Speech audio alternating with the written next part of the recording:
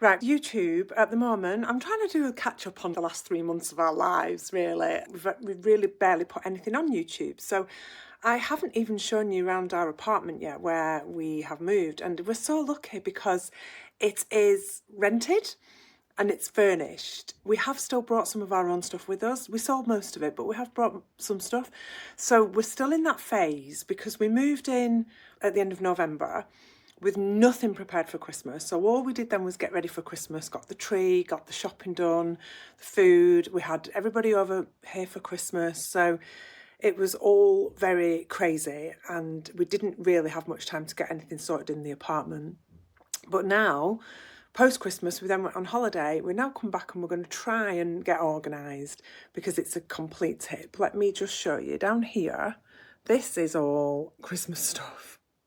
And furniture that was in the apartment and things that we need to sort out, which we're going to put some of that into storage. And then here, so let me take you into the office. Here is our amazing office space. I can't believe how lucky we are because this is phenomenal. However, it's a tip at the moment, as you can see, for all the reasons I've just talked about. We haven't really got going yet with the business this year. So there's just a load of junk here. We're also doing a fair at the weekend, so we're trying to get a bit organised and the baskets have come out for that. And anyway, this is the packing table. I may well do some photography under there because the window is great. There's my desk. Not even going to show you over there. Mark, he hasn't got started yet. We've got this stuff in here because this folding bed was in one of the bedrooms, but we moved it into here to make space in the bedroom. And then we've got another table, these books I bought yesterday. I bought these flowers for the fair. Scarlett sells clothes, so that's hers. This is where I'm going to do YouTubes. Let me show you this amazing sign that I actually bought. You can see there. At Harrison's, because I love it. It's chalkboards with hooks, so it's obviously French, and I used to be a French teacher, so for me that, I don't know where I'm going to put it. I bloody love it though. Maybe when we buy a house, if we buy a house, I'll be able to put it up, but I'd like to think I could put it up here, but I'll have to speak to the guys. A few bits we've bought here, I'll do a haul, and my admin area. But yeah, it's a great room. We're going to probably do photography actually over here, set up a photography station if I can get the light right, because I am worried that it might be too bright over here when the sun comes in. This cupboard we've just got full of packaging at the moment. Really like this. Okay, so it's time to get a brew. We're going to sit down, have a chat. I'm going to catch you up with everything that's been going on. Mark and I actually made a video before we went away and it got wiped. So I'm going to do this little catch up for you. I'll get Mark on next time he's free. He's so busy at the moment. He's loads going on with family stuff and all sorts happening as well. I've been collecting mugs. So you'll probably see a nice collection of mugs, if nothing else, on these videos. And this one I got at the garden centre that's closing down and I absolutely love it. It's got just the right amount of chunk. I wanted to give you all the updates and talk to you about what's been going on behind the scenes, answer a lot of the questions that have been coming up on Instagram and in my messages, and just fill you in on where we are. And I'm going to try really hard and commit to what I'm going to call the True North tea break. Once a week, coming onto YouTube and giving you a catch up of everything that's going on behind the scenes. Getting back to connected with how and why I started this YouTube channel in the first place, which was always about just showing you the real stuff, the behind the scenes stuff, telling you the ups and the downs and talking you through what is happening in our business. If you need to know all the story and the backstory, please go back through all my episodes. If you're new here, I'm Gill. I'm a vintage and antique seller, and my husband Mark retired in September and came to join me. There's tons of stuff about all of that in my other episodes.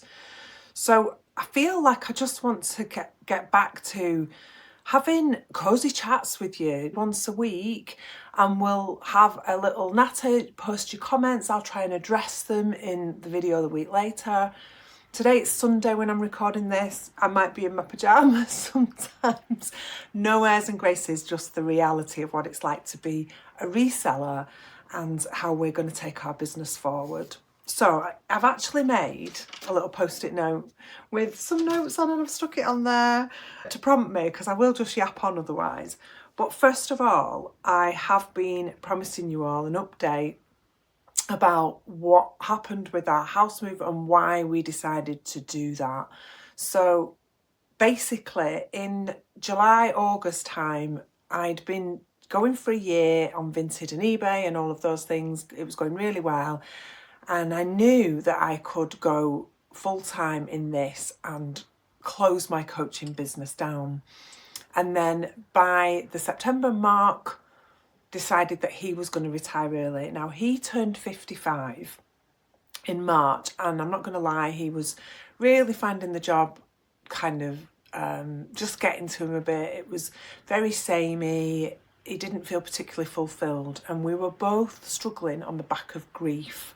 We lost our dads 6 weeks apart in 2023, and it really does change you, doesn't it? Stuff like that. Our girls are growing up fast. They're 16 and 20. And I think you hit your 50s and you just go, wow, is this it? Like, is this it for another 5 years, another 10 years? You hear stories of people who keep going in the workplace and they retire and they get ill and they never fulfill the stuff that they really hoped they would. And so for us, it was a bit of a kind of, he wanted to come and help me. He really did. And he didn't feel that he could continue where he was. It didn't feel like it was really the life path for the next sort of, 5 years till he was 60 or 10 years till he was 65. So basically we were looking at whether Mark could retire at 55, take a much reduced pension, or do you keep going for another 5 years to top your pension up? I don't want anybody to be unkind here. Like, we're not talking about a big golden goose pension. Mark was self-employed for a long time. This is not about whether you do or don't have pensions. This is about how we have created an opportunity for ourselves by taking what we see as a bit of a big risk. And actually what we decided to do was, if we sell the house, which was a really lovely 3-bed period, 1929 family home, and downsize, relocate to a cheaper area, could we make this work on his much reduced pension and by then growing True North Vintage as our income stream? So we did a lot of sums and a lot of talking and a lot of deliberating, and we both felt that it was really worth the risk. That actually by relocating to Yorkshire into rented, it was going to save us a massive amount of money. We paid off the mortgage and we paid off the car, and we were able then to go, right, a bit of a reset, let's go, let's do this, and it's time for you to quit. So yeah, that's what he did. But now we face a little bit of, and I say in inverted commas, pressure to make this work. We need to feed the family. We need to, my eldest is still at uni. My youngest is here at home. She's 16. She is home educated. She might well go to uni. We've got a lot of stuff to think about in terms of our future, but we're going to take some breathing space. We love it here. We're in an apartment, so it's a big sacrifice. We had a beautiful, lovely, big south-facing garden at our home, which the dog loved. Now we're in a top floor apartment, which is very lovely and is actually a perfect size for us, has everything we need here. But the trade-off is we don't have the garden, we don't have our driveway, we don't have the private space. However, we have a much simpler life. We don't have to pay for any maintenance. We know where we stand financially. There are no surprises. And it was a trade-off. It was weighing up, what do we want most? And we wanted simple. We wanted to almost be free of the responsibility of owning a home at the moment. And before you come at me and say, you're crazy, what you're going to do in retirement, what you're going to do when you're old, we know all of that. We have talked and discussed what we might do when we get old. We might buy a house next year. We don't know. We really don't know. We're just going to wait and see what happens with the girls. When Mia finishes uni, she is going to come home for a while. Her and Scarlett have got plans to set up their own business.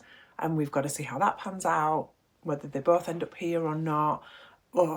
So there's no point at the moment us making any plans. We have invested the money and we're just kind of looking at longer term plans, trying to help them, trying to work out all the logistics, who knows.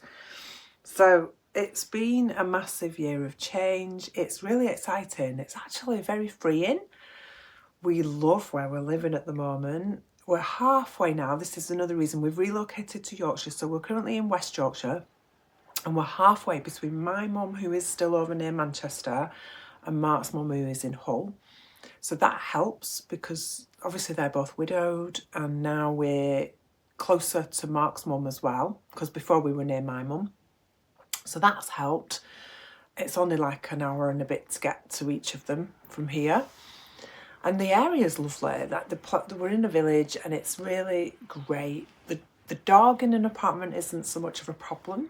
He gets extra walks, which he loves, and he's a very placid, chilled out dog. If you know him, if you've seen him, he will basically, as long as he's walked and fed, he sleeps a lot. He's brilliant. So we're managing that at the moment. And we came over, and the other bonus is that we are now only 20 minutes away from our pitch in Harrison's, which we got last year. There's an episode about that. And we love having the pitch at Harrison's, our antique booth. So we're closer, we can put time and energy into that. So that brings me to talking about our business plans and what we want to do with True North Vintage. And Mark is very heavily involved now. Today, he is super busy because it's Sunday. He's got loads of errands on. He's sorting stuff out for the family today. So I will get him on some episodes, and he's absolutely up for doing YouTube and stuff. But I wanted to get this one out. So I'm just doing it today. Just get on and get this out for you. But you'll know, I mean, God, I've had some problems with Vinted. You'll have seen that. And there's an episode I talk about Vinted Pro and all the things that went wrong for us with that. And I could have just said, I'll start another account, do a personal account, all of that, keep going. But what it did was it gave me an opportunity, and Mark, to think really actually strategically about business, because I don't want to sell on a personal account as a business. And that was never what I was trying to do. If you watch the episode, I did get a bit of flack off people saying, well, you should have a pro account. And I get that. And I did go for pro, because you should have a pro account if you're a business. I was just waiting to see what was happening with all the people that were having problems before I took the plunge. And when I did take the plunge, I got all the same problems and more. So Vinted just need to really sort that out. It gave us a chance to go, what do we want? And stepping away from Vinted when I didn't put anything on Vinted and waited to get all of my money out and all of that stuff gave me a massive opportunity with Mark to rethink, what do we really want? And not having Vinted was actually brilliant. We felt so much lighter. You don't realise how much you're tied to your phone when you're on that app, because you're getting offers all the time, you're sending offers out, you're doing it. And I was doing it really controlled. I was like, right, I'm going to batch my listings and put my listings on and send my offers and all of that and get that done by lunchtime. But then you've got people messaging all day coming in. You don't want to miss those messages. You don't want to miss a sale. And it's brilliant as an app. The concept and the thing is fantastic. Like on eBay, if somebody makes an offer and you accept it, they pay and the money goes through. Whereas on Vinted, it doesn't. So it does create a lot of to-ing and fro-ing with people. But it became really freeing not having it. And as much as it was our biggest source of income, it was lovely not having it. And we really noticed it when I didn't have it. And it really made me think, what is it that I want? And what do we want? And we want, because I'm 53 and Mark's 55, simplicity. We want human connection. I am really tired of stuff on socials and the way the world is going with AI. It does worry me. And it makes us feel, and I know lots of you feel like this actually, what is more important is human connection. It's more important than ever. Now, I'm not saying I'll never use AI and I'll never look at that stuff, because I think that's the way the world is going, much to Scarlett's disgust, who actually, like, won't touch it. But I love writing, I love producing these videos, I love doing stuff on social media from my brain, from my feelings, from my emotions, being real. And I love that some people can go off and make hundreds and thousands of pounds creating stuff with AI and selling it and whatever and doing all of that. That's brilliant for them. I'm not knocking any of those people that do that. But I think at our age, I really want, I think as you get older, people, human connection really matters. And we've done this because we want to be with our families, we want to spend more time with our friends, we want to travel, we want to do real life. And I'm hoping I can hold on to that in the business and the ethos of the business for as long as possible. And I don't know how you feel about that. Feel free to disagree with me. Let's not get nasty. There's no shame or blame or anything here. That's another point, actually. I'm just going to go off on a tangent. You know, when you grow on socials or you grow on YouTube and you put yourself out there, you open yourself up to criticism and comments, and that's fine. But I do say be kind. I've had people on Instagram be unkind. I don't know. I'm not going to go there. People say stuff and do stuff and you think, okay, that sounds unkind. That doesn't sit nicely, but each to their own, and you've got to get a thick skin. I do have a thick skin. I was a deputy head teacher for years in high schools. If you don't have a thick skin doing that job, I don't know who does. But I want to nurture a place in a community, in a business where it's based on kindness, support, gentle guidance, help, learning from one another, sharing. And so, you know, if people get mean on YouTube comments and stuff, I'm just going to delete it. Like it's not that I'm afraid of being criticised. Please, constructive criticism is wonderful, but unkindness is not. So yeah, but we really thought about how we could do things differently. So we've got our vintage booth, our antique booth at Harrison's. I love that. Like, it's so nice. We've met dealers. You go there, you meet customers face to face. There's people walking your pitch. They ask you questions. They buy from you. You meet the other dealers. The staff at Harrison's are amazing. They're so lovely and supportive. I'll do a whole episode about that another time. And it's about really recognising that it's almost like having a place to go to work without being tied to going to work at a certain time every day and being there, because they obviously sell and do all the stuff for you. But we definitely want to get down there, you know, a couple of times a week, because you do get to meet the customers and that love. And the other dealers, we've made some really good friends already, which I thoroughly enjoy. So we're definitely prioritising that this year. We have a big double pitch. It has a lot of space. We're having a rejig. We're going to redo it. We're going to really try and make that something very special. We know what sells for us. We need more of that. We need to get a van, because the furniture that we keep seeing that we want to buy for the pitch, we can't because we don't have a van. So that's got to come out of our budget. But we knew all of that, and that's really good. We're lucky to have that, but we've taken a risk that will hopefully pay off. Yeah. And then we're going to do, where's my list? We're going to do the website, have our own shop. We've got that already. We just haven't got to finish it because of the house move. So we'll be doing collections on our own website. I think when you decide whether you're going to have a website or online is a whole episode in itself. But you really do need an audience for a website. We've had a website in the past. With my coaching business, I had a big audience. And it's definitely easier when you have an audience who know you, recognise you, know your brand. So we feel that this year might be the year that we can start that gently.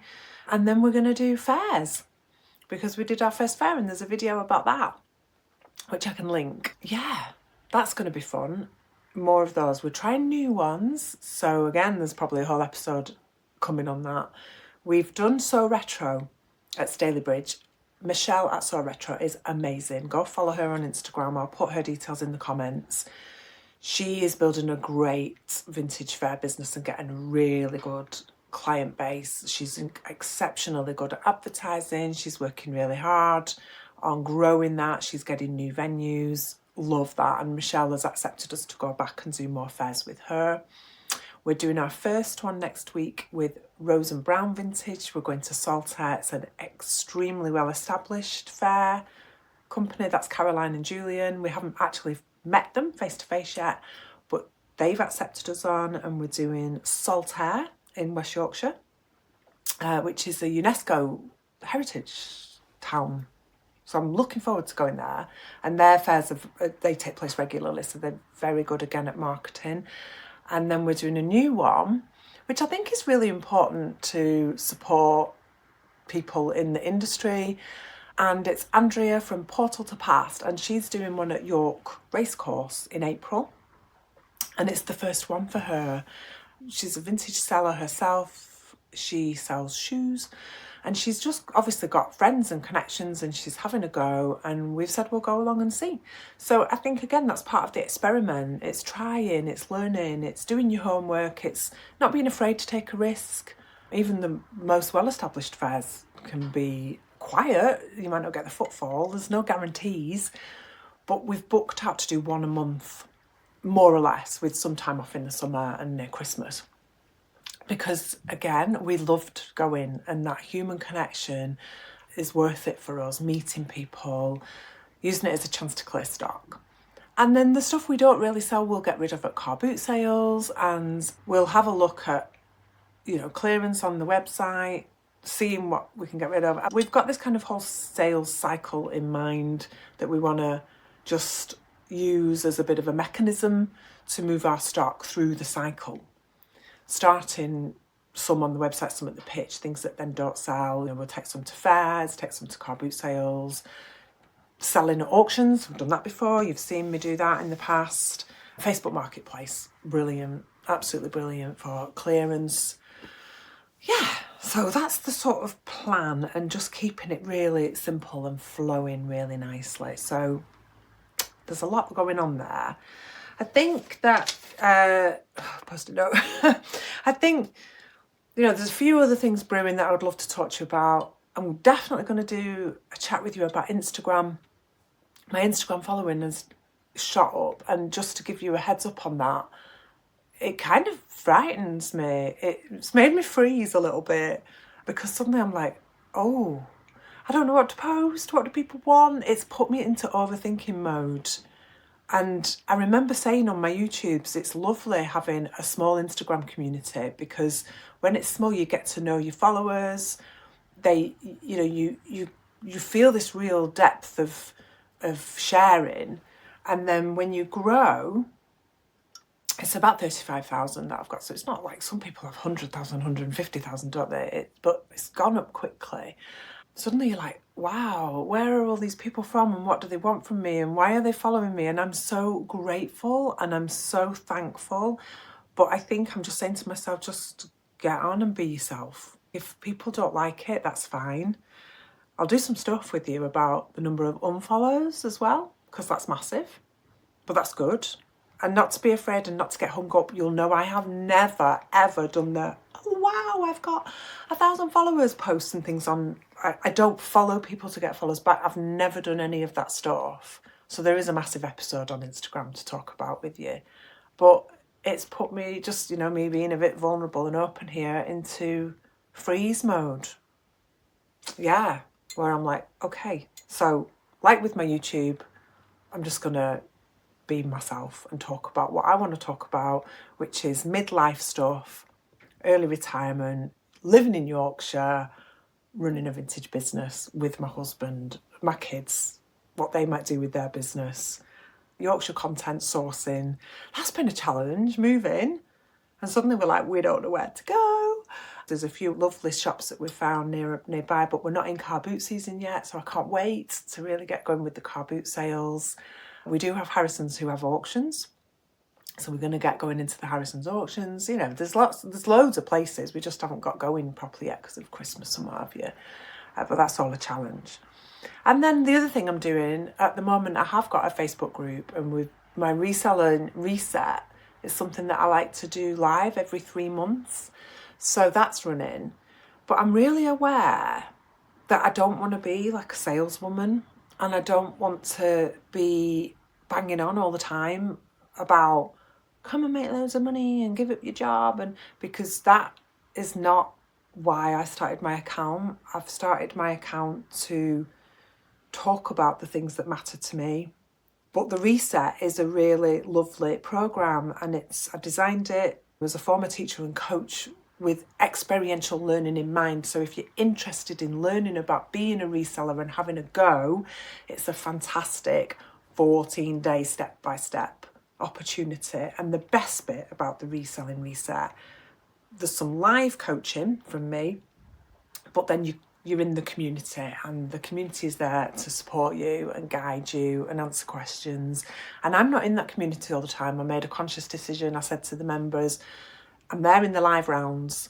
I'm not there much in between. But at Christmas we did have a fair. We did a little vintage fair together and sold to one another.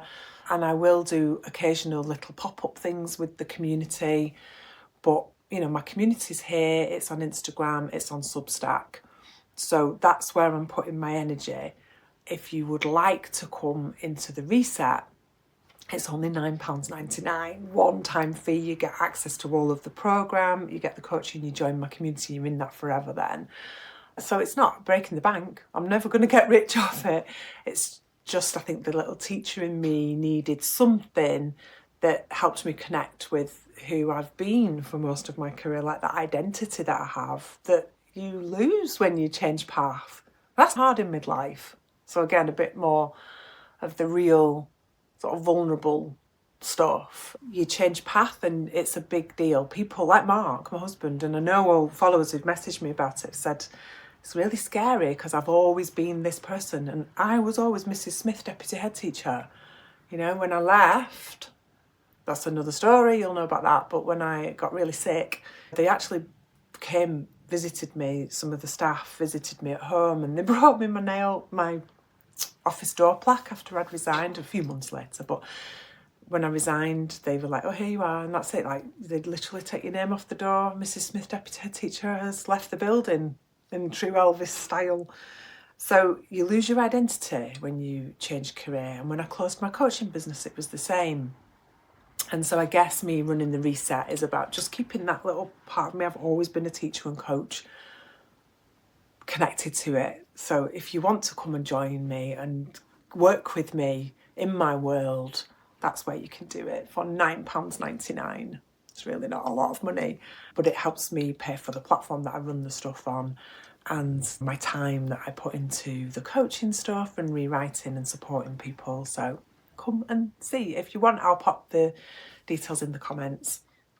But I think for today, a little tea break. I've been talking now. I'm just looking at this for over 25 minutes. My tea is a little bit cold, but it's okay because it's been really nice catching up. I hope it gives you lots of context and that you will join me for a True North tea break next week. All right, nice to see you. Take care.